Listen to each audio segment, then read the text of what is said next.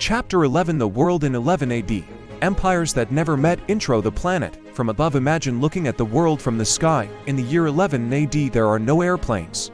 There are no accurate global maps. There is no awareness of a connected planet.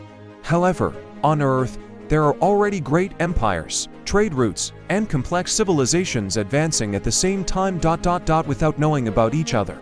While the Roman Empire heals the wounds of a recent defeat, another giant dominates East Asia with an equally sophisticated political structure. Between them, kingdoms and regional powers maintain the balance of Eurasia. Beyond, in Africa and America, entire societies evolve with their own rules of time. The year 11 AD does not belong to a single people, it belongs to a multipolar world. Block 1. Rome. After the shock in the Mediterranean, Rome remains the most visible power to the Western world. But something has changed. The defeat in the Teutoburg forest a year earlier still weighs on the collective memory. 3 legions disappear in a matter of days, and the echo of the disaster is still present in political and military debates. Emperor Augustus is aging. His priority is no longer conquest, but stability. The borders must be consolidated. Under the military direction of Tiberius, the empire reorganizes its strategy. Fortified camps on the Rhine, active defense instead of expansion. Strict supervision of provincial governors. Rome continues to build roads, aqueducts, and cities. Maritime trade prospers. The grain from Egypt feeds the capital. But something invisible has changed. The empire no longer feels invulnerable. The legions, once a symbol of constant advance, now also represent containment. Rome dominates the Mediterranean. Yes, but it is beginning to accept that there are natural, cultural, and military limits that it cannot easily cross. Block 2. The Eastern Empire. The Han Dynasty, at the other end of the Eurasian continent, is an equally impressive power. The Han Dynasty. While Rome bases its power on military discipline and law, Han China is based on administration and bureaucracy. In the year 11 AD, imperial officials manage taxes with precision. Large hydraulic projects maintain agriculture. The imperial court regulates trade and production. The system is designed to maintain internal order.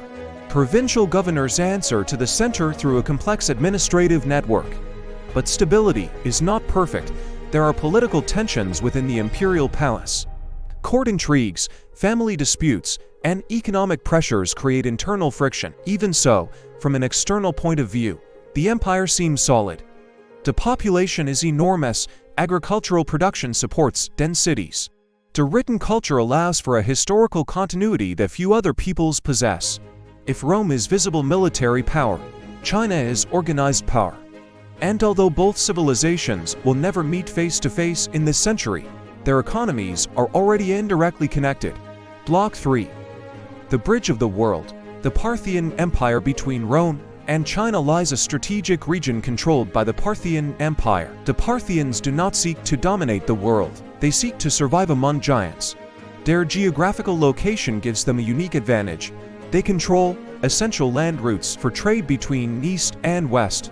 Militarily, their strength lies in mobility, extremely fast-mounted archers, heavy cavalry capable of breaking enemy lines, attrition strategies that frustrate conventional armies.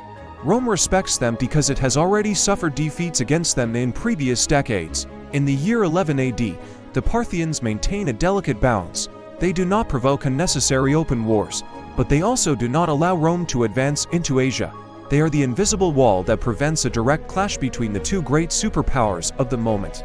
Without Parthia, Eurasian history would be completely different. Block 4. India and the empire that connects civilizations further south and east. The Kushan Empire emerges with force.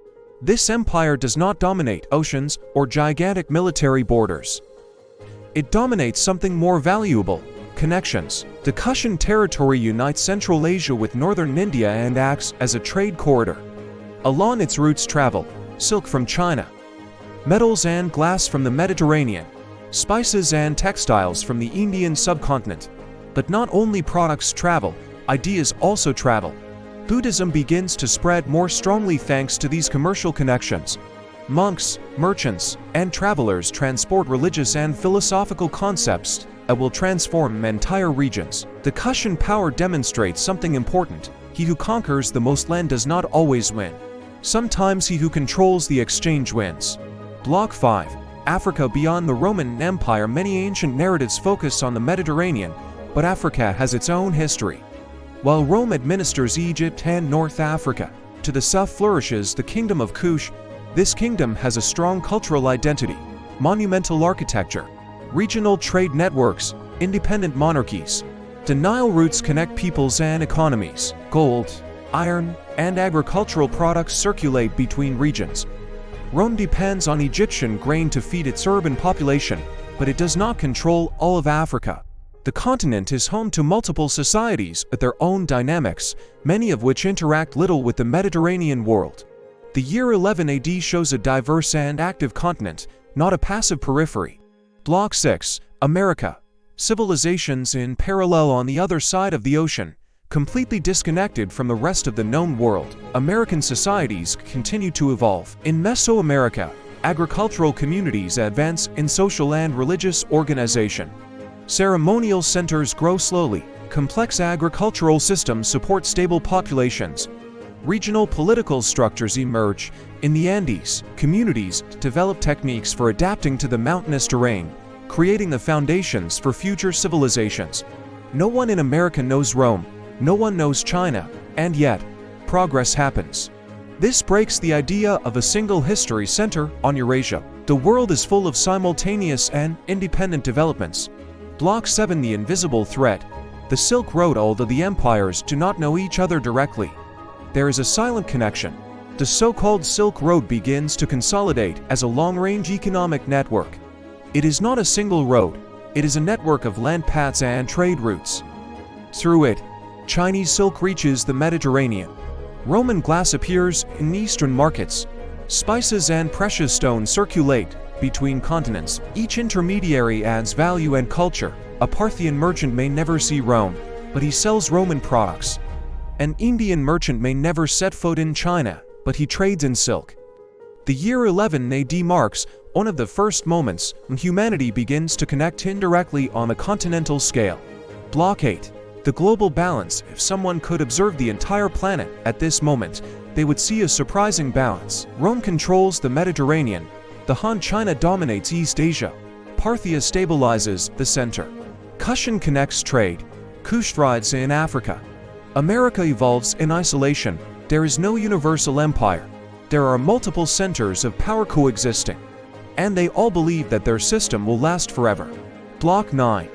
The illusion of permanence. The stability of the year 11 AD is deceptive. Rome does not imagine future internal crises. China does not anticipate dynastic changes to come. Parthia is unaware of its destiny against new empires. Kushan does not see its decline on the horizon. Each society lives its present without knowing the future. History always seems stable just before it changes. Block 10. Final reflection. The year 11 AD is not famous for great battles or decisive conquests. Its importance lies in something else.